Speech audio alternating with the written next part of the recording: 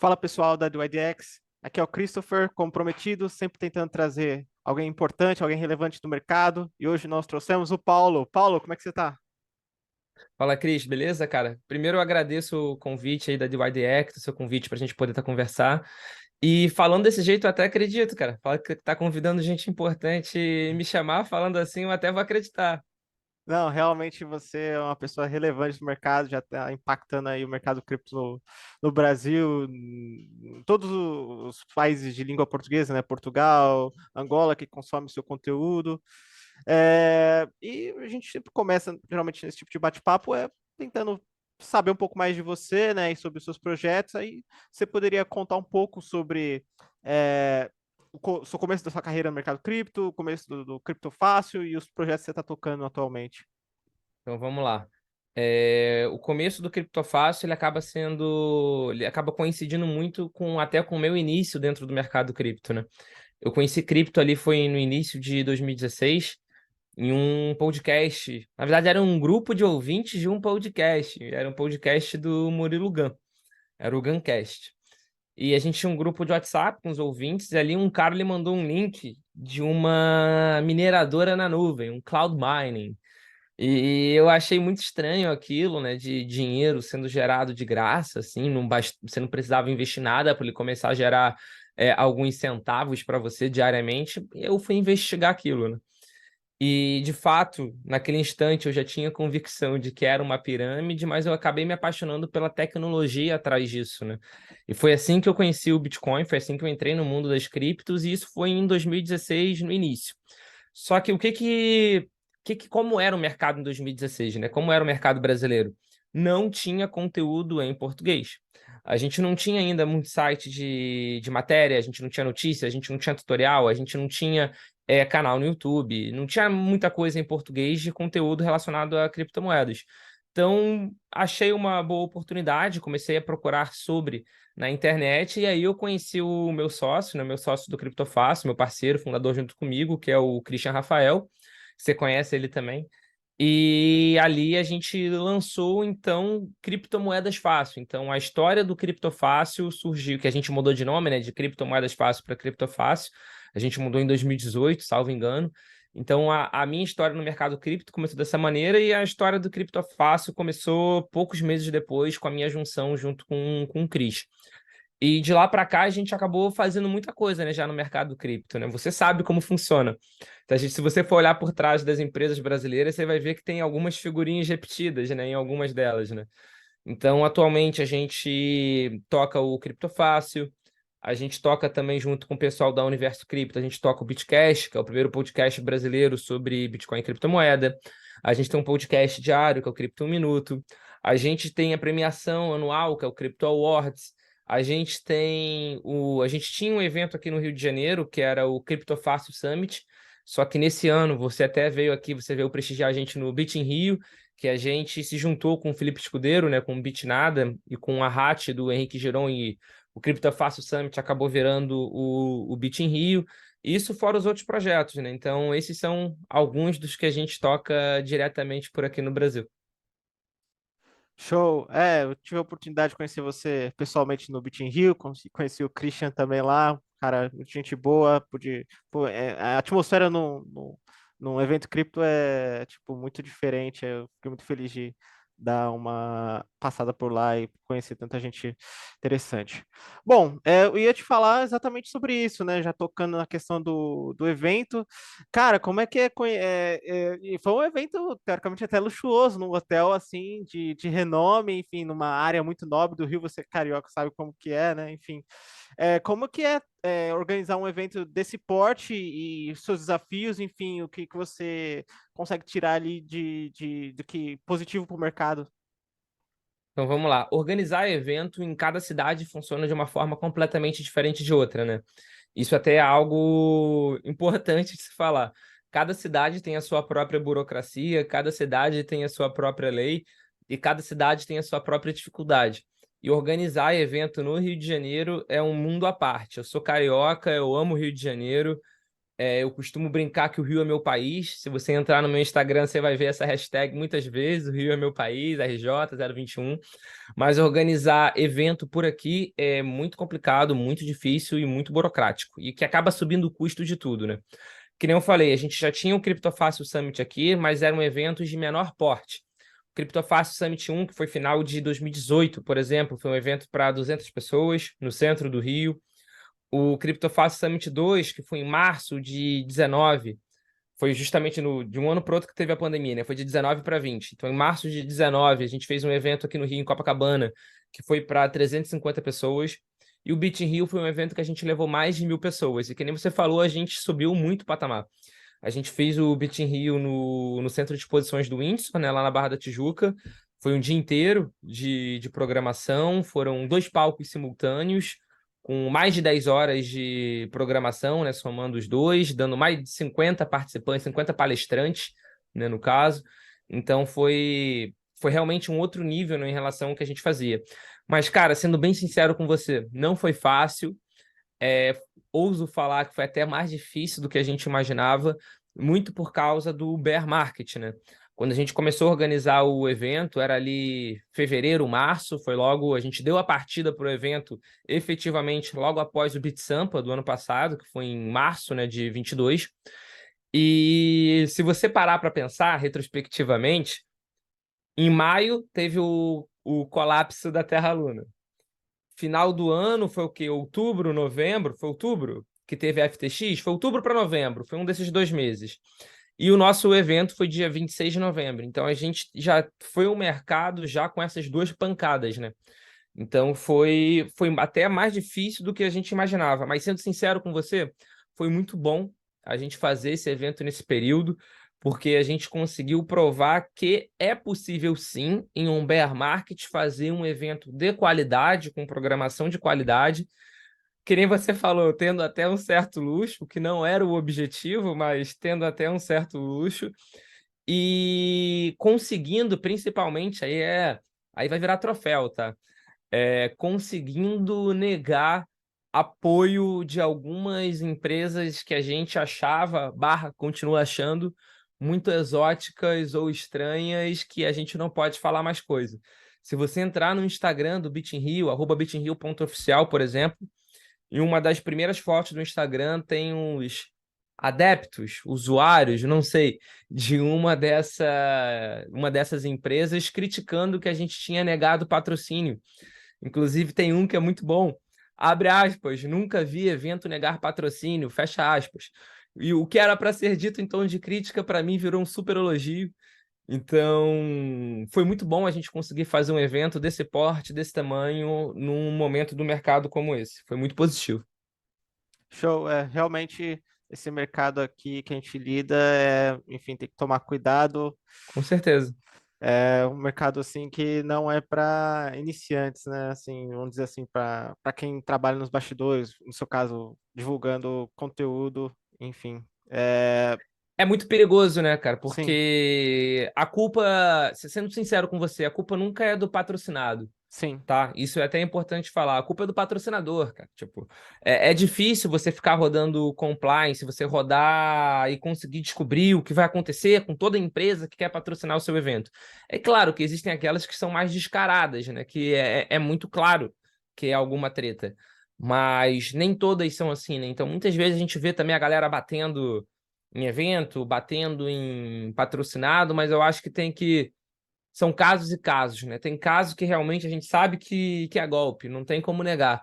Mas tem casos que não tinha como prever o que ia acontecer com a empresa. Por exemplo, FTX. Cara, tinha como prever que a FTX estava insolvente, estava ilíquida há X período de tempo? Não tinha como prever, cara.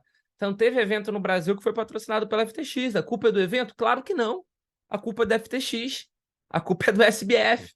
A culpa não é do evento que aceita o patrocínio. Mas, de qualquer forma, foi muito positivo a gente ter conseguido realizar um evento para mais de 1.000 pessoas, numa área cara aqui do Rio de Janeiro, no meio do bear market, logo depois de 2 grandes colapsos do mercado. A gente conseguiu reunir 1.000 pessoas em um sábado, o dia inteiro, para aprender sobre cripto. Foi muito bom. Sim, concordo plenamente. Realmente foi um teste aí, você passou com a mais, o 10, então A acho que gente passou, o mercado passou. Porque isso não foi uma vitória do Bitin Rio, isso ter acontecido. Isso foi uma vitória de todo o mercado cripto. Por quê? Porque mostra que a gente é mais do que aquela bolinha pequena de pessoas que só se reúne quando o Bitcoin está explodindo. Então, quem passou não foi a gente, quem passou foi o mercado cripto. Foi uma notícia positiva para todo mundo, eu acho. sim, com certeza, para todo mundo. E já conectando com o próximo tema que você falou, poxa, reunir 1.000 pessoas e continuar, não é o primeiro evento, está reunindo bastante gente, aqui em São Paulo também, muito bem sucedido o Beat Sampa. Por que essa, vamos dizer assim, essa rejeição da grande mídia com a questão dos eventos cripto ou de uma cobertura mais detalhada do mercado cripto? Você aproveitou muito bem esse nicho, né? De, poxa, não tem ninguém fazendo um trabalho que deveria ser feito, então vou lá e vou fazer, junto com você fez com o Christian, mas por que eles ainda não, sabe, não estão assim tão entusiasmados com a questão cripto? Então, eu sendo bem sincero com você, eu separo em alguns momentos históricos. Eu vou começar de trás para frente, tá? Vou começar por hoje em dia. Hoje em dia, eu não acho que há um desprezo por parte da mídia ao mercado cripto. E até pelo contrário. O Bitin Rio, por exemplo, ele teve ampla cobertura do SBT. Ele passou no SBT tanto no sábado quanto no domingo, quanto no outro domingo, falando sobre o evento, uma reportagem de 7 minutos sobre o Bitin Rio. A gente teve cobertura do Estadão, a gente teve cobertura da BMC. Então, a gente teve cobertura, sim, de mídia tradicional no evento. Ou seja, se a mídia tradicional foi um evento organizado por uma mídia de cripto, significa que eles não estão menosprezando o mercado cripto e estão dando uma atenção até que legal. Hoje em dia, a gente vê que o Valor Invest, por exemplo, né, que é o site da Globo, tem uma área de cripto. A gente vê o Future of Money, que é o site da Exame sobre criptomoeda. A XP virou correspondente da CoinDesk. Então, a gente vê sim uma atenção da mídia tradicional para a criptomoeda, para o Bitcoin de uma forma geral.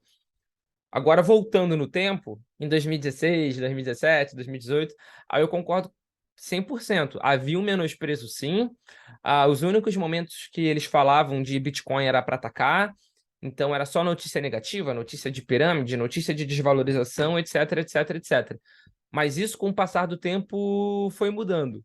É claro que, com a queda que aconteceu agora, né, na cotação do Bitcoin, nesse último ano, né, nesse bear market que a gente está vivendo, é natural que tenha uma falta de interesse maior deles em ficar cobrindo tanto quanto a gente cobre. Faz parte, tudo bem.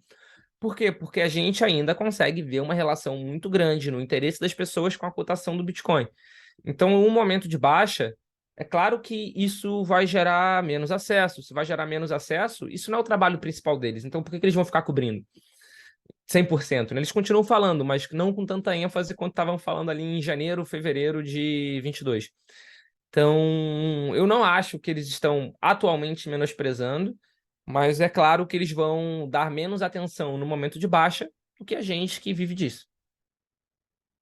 Certo. E já aproveitando que você falou sobre, enfim, principalmente no começo da nossa conversa sobre os problemas das novas empresas e, sabe, às vezes de um business meio estranho e meio que automaticamente liga na questão que a gente está vivendo agora no mundo inteiro, regulação e, Sim. no seu caso, regulação vem para ajudar, vem para piorar? Qual a situação? Eu queria saber um pouco mais sobre seus pensamentos sobre isso, regulação no mercado cripto. Tá, isso é 100% a minha opinião, não necessariamente reflete a opinião de nenhuma empresa que eu faço parte ou represento. Eu acho que regulação é algo que a gente não tem mais que discutir se vai ou se não vai acontecer. Se a gente quer ou se a gente não quer. Porque isso já são águas passadas, a regulação vai acontecer. O debate agora tinha que ser se é uma regulação branda ou não, se é uma regulação crypto-friendly ou não. Aqui passou, por exemplo, o projeto de lei, né, que foi aprovado no Congresso Nacional, é um projeto de lei que me dá bastante medo, porque ele é um projeto de lei que ele visa regulamentar não o usuário, não eu nem você. Beleza, menos mal. Mas ele visa regulamentar o que ele chama de exchange, né? Que ele acaba englobando muito mais coisa do que exchange de fato, porque são os provedores de serviço. E o porquê que isso me dá um medo? Porque ele elencou o Banco Central brasileiro para ser o agente, né, de regulação e vai haver uma licença.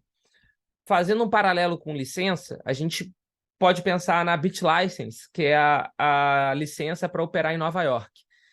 E, cara, curiosamente, Nova York, a primeira empresa que conseguiu a BitLicense foi uma empresa que tinha ligação com um parente de um político. Então, esse é o meu primeiro ponto. Licenças, de uma forma geral, acabam aumentando o protecionismo, né? É amigo do meu amigo, é o amigo do rei que vai ter a vantagem. E se para criar uma empresa no mercado cripto tiver o mesmo requisito da criação de um banco, por exemplo, no Brasil, você vai coibir a inovação, porque vai ser muito difícil uma pessoa ter uma ideia e conseguir tocar essa ideia para frente. Se a gente olhar para o mercado brasileiro, a Foxbit surgiu em garagem. O mercado Bitcoin surgiu em garagem, o mercado Bitcoin surgiu pequeno, o mercado Bitcoin não surgiu uma grande holding 2TM, que é hoje em dia. Não surgiu assim. O mercado Bitcoin surgiu pequeno. As grandes empresas do mercado brasileiro não surgiram, as grandes antigas, tá? Porque atualmente, você pode pensar aí numa Leak da vida, que eu compro bastante, inclusive os tokens deles, de recebíveis, mas eles surgiram já grandes. Por que que eles surgiram grandes? Porque foi o Daniel Coquieri que lançou, o Daniel Coquieri, esse que é um grande empreendedor do mercado, ele já tinha dado um exit, ele já tinha vendido a Bitcoin Trade para o grupo Ripple, então já nasceu grande, mas as mais antigas não nasceram grandes, nasceram pequenas, nasceram de pequenos startupeiros investindo com uma ideia, investindo dinheiro do próprio bolso, pegando empréstimo para poder fazer. Então, a regulação, eu tenho bastante receio em relação a coibir inovação. E eu acho que é isso que a gente tem que bater. Eu acho que é isso que a gente tem ainda que fazer valer a nossa voz. Porque a regulação, ela não foi feita escutando o mercado. A regulação, na minha opinião, ela foi feita por lobby de um ou dois players do mercado como uma forma de reserva de mercado. Mas essa é a minha opinião pessoal e aí vale o debate. Sim, a gente vai ter ainda muita água que vai passar por baixo dessa ponte aí Sem e dúvida. a gente vai ter diversas outras oportunidades para falar sobre isso também. A gente ainda vai ver no mercado muita repercussão dessa lei aí. Sim, com Esse que é o certeza. ponto. Ainda muita coisa vai acontecer. E a gente você falou um pouquinho sobre enfim, como tocar uma empresa dentro de um bear market, ainda mais num cenário cripto, né? Me conta um pouco dos principais dificuldades que você está tendo, não só agora, mas desde sempre tocando cripto fácil. Então, as dificuldades vão mudando com o passar do tempo, né? Se a gente parar para olhar antigamente não tinha pessoa que sabia sobre cripto para escrever, por exemplo. Então, a gente não tinha jornalista especializado em cripto. O que a gente tinha era entusiastas que escreviam sobre cripto. Mas eram pessoas sem o menor know-how de escrita, eram entusiastas, sabe? Então, essa era a dificuldade de antigamente. Hoje em dia, pelo contrário, já tem até mão de obra farta nesse sentido no mercado. Bear market, cara, a dificuldade eu acho que não do Criptofácil ou do Cointelegraph ou de qualquer outra coisa que a gente toque, é a dificuldade do mercado cripto de uma forma geral e que a gente está vendo. As grandes corretoras, por exemplo, estão fazendo demissões para tentar se readequarem, porque é natural, a receita cai, nesse período a receita cai. Quanto menos acesso tem, quanto menos interesse as pessoas têm, óbvio que a receita vai ser menor e é óbvio que você vai ter que se adequar a isso. Então, os eventos, por exemplo, foi muito difícil a gente fechar o Beat in Rio sem tomar prejuízo, sendo bem sincero aqui, abrindo para você, mesmo levando 1.000 pessoas. Foi um evento feito com uma super estrutura. Então, eu, particularmente, o Paulo falando, nem estou falando como Beat in Rio, como Criptofácil, como Telegraph, nem nada. Eu tenho muita dúvida se os eventos de 2023 vão ser similares aos eventos de 2022 a nível de estrutura, até em nível de tamanho, porque é natural e é óbvio que vai ter menos verba circulando no mercado.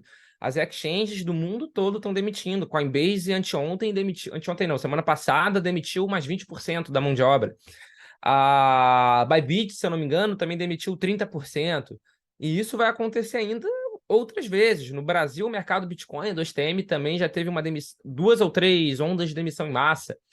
Então, isso vai acontecer, porque no bull market você acaba tendo que se inchar para conseguir operar, e no bear market você tem que desinflar para continuar existindo para o próximo bull market.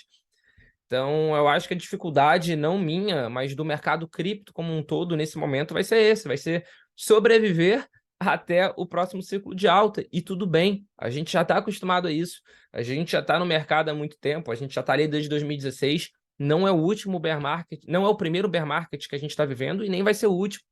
Então, eu acho que a dificuldade do mercado cripto como um todo vai ser esse. Ah, a questão de confiança por causa da FTX, concordo, é um ponto importante. Mas, de novo, o que o mundo está vivendo agora com a questão da FTX, a gente já viveu isso no Brasil em 2019. Em 2019, a gente teve o grupo Bitcoin Banco, a gente teve a Atlas Quantum, a gente teve a MyAlice, a gente teve a TriXBit, e um foi dominó do outro. Então, isso que está acontecendo agora no mundo, a FTX, a Celsius, a BlockFi, a Nexo, e tudo claramente um alavancado no outro, que nem era no mercado brasileiro em 2019. Então, essa crise de confiança a gente já viveu, a gente já passou por outras, então isso não chega a ser uma grande novidade. O mercado cripto ele acaba tendo sempre as mesmas dificuldades, talvez maximizadas, e eu espero que o retrospecto continue, porque o retrospecto depois desse momento tende a ser positivo. Limpa o mercado, expurga o mercado e dá uma melhorada depois. Exatamente. E sem entrar muito nessa questão de macroeconomia, até porque não sou um especialista, e você acha que dá para datar o 2024 ser o ano da retomada? Vai ser, poxa, agora a gente vai andar para frente a passos largos e acabou o bear market. É difícil prever, né, cara? É difícil fazer futurologia. O que a gente consegue fazer é analisar o retrospecto e mesmo assim, mais ou menos. Por que mesmo assim, mais ou menos? Se eu tivesse que dar um chute, eu falaria que 2024, talvez ali o final do primeiro semestre, seja um momento que a gente tenha uma tendência a começar a se recuperar. Claro que pode se recuperar antes ou depois, isso é plenamente, simplesmente um chute. Mas o porquê que meu chute é nesse período de tempo? Por causa do halving do Bitcoin. A gente costuma ver que nas cercanias do halving do Bitcoin tem uma valorização. E, naturalmente, a valorização do Bitcoin acaba puxando o mercado como um todo. Mas por que que eu falo que isso nem é tão válido assim estatisticamente? Até hoje, a gente teve muitos poucos halvings para falar que isso é um fato. E a gente pode falar que até hoje aconteceu isso. Mas o universo de comparação é muito pequeno. O número de acontecimentos nesse universo é muito pequeno. Então, estatisticamente, a gente não consegue falar que isso vai acontecer. Mas a gente vê uma tendência disso acontecer. Mas é claro que não só a macroeconomia global, a pandemia do coronavírus atrapalhou muita coisa. Inflação muito alta, consequentemente, uma taxa de juros muito alta para combater a inflação, taxa de juros muito alta, o dinheiro sai de uma renda variável, vai para uma renda fixa. Isso pode influenciar o mercado cripto? Óbvio. A invasão da Ucrânia pela Rússia pode influenciar no mercado cripto? Óbvio, a gente não sabe o que vai acontecer ali. Pode escalar para a Europa. Então, não tem como saber o que vai acontecer no cenário global. Mas isolando o cripto do mercado global, que é errado, né? Mas é o que a gente vai fazer agora para a futurologia, eu pensaria nas cercanias do próximo halving do Bitcoin, que é ali, se não me engano, no final do primeiro semestre de 2024. Acho que é entre abril e maio de 24, mais ou menos. Certo. Já aproveitando já que, enfim, nós estamos encaminhando para o final do nosso bate-papo aqui. Duas últimas perguntas. Primeiro, aproveitar que você é dono de uma empresa cripto e principalmente lida com aspirantes jovens escritores, vamos dizer assim, jornalistas, né? E tem muita gente que não quer só, sabe, participar no sentido de trade, investir, mas quer viver, quer trabalhar, igual como nós estamos fazendo agora, trabalhar na indústria. Quais as dicas que você poderia dar, não só para jornalista ou para trabalhar dentro de uma exchange, enfim, quais as dicas você pode dar para essa pessoa que está pensando em trabalhar e mudar de área e para o mercado cripto? A primeira dica é realmente decidir em que tipo de empresa quer trabalhar, né? Se você quer trabalhar escrevendo, se você quer trabalhar talvez num atendimento ao cliente, um suporte de exchange, que é uma coisa que sempre tem vaga, por exemplo, ou então se é codando, se é desenvolvendo, então se é apresentando, né? Sendo BizDev de alguma empresa no Brasil. Então, a primeira dica é escolha que tipo de área você quer, né? Qual é o setor que você quer, qual é o setor que você mais se adequa. E a partir daí você vai ter que realmente estudar as skills necessárias. Porque, por exemplo, se você for escrever sobre cripto, você não precisa ser um amplo conhecedor de absolutamente tudo sobre cripto. Só que você precisa ser um amplo conhecedor, pelo menos, do básico do Bitcoin, do básico das criptomoedas, de como funciona, de qual o funcionamento, de como é a mineração. Você não precisa saber exatamente como é a mineração, mas você precisa saber pelo menos um passant. Se você for um suporte, por exemplo, atendimento ao cliente, talvez nem isso você precise saber, mas seja melhor você se aprofundar na questão de altcoin, nome, valorização, como funciona, qual rede é própria, qual é token que roda em cima de outra blockchain para você poder falar com a pessoa. Então, a primeira dica, na verdade, é você, com base no seu autoconhecimento, com base nas suas características, escolher uma área que você tem mais facilidade, para a partir daí você conseguir estudar da forma correta. Porque para trabalhar em cripto, sendo sincero, você não precisa ser um amplo conhecedor de tudo de criptomoeda. Não precisa. Você precisa conhecer bem aquilo que você se dispõe a fazer. Então, a primeira dica seria, na verdade, você definir qual é a área de atuação que você quer seguir. Show. É, E a última pergunta, a gente faz agora, não sei se você já viu aquele filme Minority Report com Tom Cruise, que Já. ele então ele, vamos pensando nesse ambiente aí de carros voando, enfim, um futuro distante.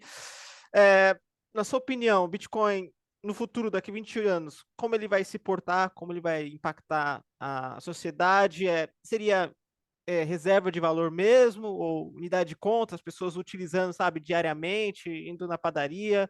É uma pergunta que a gente sempre faz para todos aqui, com todos os convidados. Queria saber um pouquinho da sua visão de mundo daqui 20 anos para o Bitcoin. Então vamos lá. 20 anos é muito tempo o Bitcoin, né? Se você parar para pensar do white paper do Bitcoin, a gente vai fazer 15 anos em outubro desse ano, né? 15 anos do white paper. Então 20 anos é mais do que toda a existência do Bitcoin.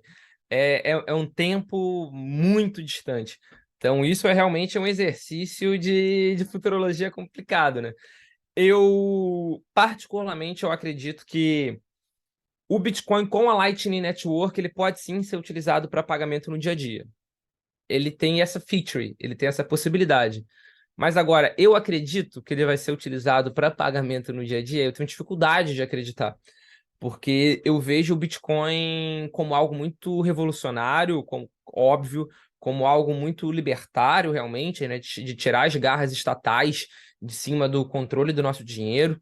Mas eu vejo muito mais o Bitcoin se comportando no longo prazo como uma commodity, talvez, do que como dinheiro propriamente dito. E isso a gente consegue ver até com o comportamento dos próprios Bitcoiners. Ah, legal, ali aceita Bitcoin como pagamento, mas eu vou pagar com minha moeda fraca, BRL, porque eu não vou gastar Bitcoin. Então, e tá errado? Não tá errado, é óbvio. Existe uma lei econômica que você entesoura a moeda forte e você gasta a moeda mais fraca que você tem. Então, por isso, eu acho que até instintivamente o Bitcoin ele vai se comportar, ele já se comporta, vai se comportar ainda mais como uma commodity slash barra reserva de valor do que como moeda propriamente dito. Daqui a 20 anos, eu não acredito que o dólar tenha acabado, por exemplo. O euro, talvez. Mas eu não acredito que o dólar tenha acabado daqui a 20 anos. Então, o real, talvez também. Mas dólar eu acho que não. Então, eu acho que daqui a 20 anos a gente vai continuar vivendo uma economia dolarizada. Mas eu vejo um futuro muito bom, um horizonte muito positivo para o Bitcoin, justamente por causa de todas as questões revolucionárias e até mais do que revolucionárias, são evolucionárias, né? Eu acho que é uma evolução natural. A humanidade está evoluindo na forma de dinheiro e, para mim, o Bitcoin é uma evolução natural do sistema de fiat. O sistema de fiat, né, o fiat money, que é o dinheiro fiduciário, é um sistema baseado em confiança. E, cara, eu acho que a gente vai evoluir para um sistema onde a gente não precise confiar em um terceiro, que é justamente o Bitcoin. Então, Bitcoin ser o ouro digital, que até a teoria do Fernando Yurich, para mim é plenamente factível. Show, vai na linha de muitas pessoas também, que por mais que a gente, vamos dizer assim, seja entusiasta do mundo cripto aqui, tem muita gente que, poxa, calma, não vai ser tão assim, mesmo sendo daqui 20 anos, vai muito nessa linha também. Cara, Paulo, só queria agradecer por você ter tirado seu tempo para poder bater um papo aqui com a gente. caso você queira, enfim, ver o trabalho do Paulo, acessar o site de notícias dele, é o criptofácil.com.br, certo? E lá vai ter as. .com.br, os dois já caem no mesmo lugar. Ah, excelente, é bem estratégico, né? E, enfim, você pode acessar lá. Se você gostou desse bate-papo rápido, não deixa de deixar o like, não esqueça de deixar o like, se inscrever, e a gente se vê numa próxima ocasião, tá certo? Obrigado. Valeu.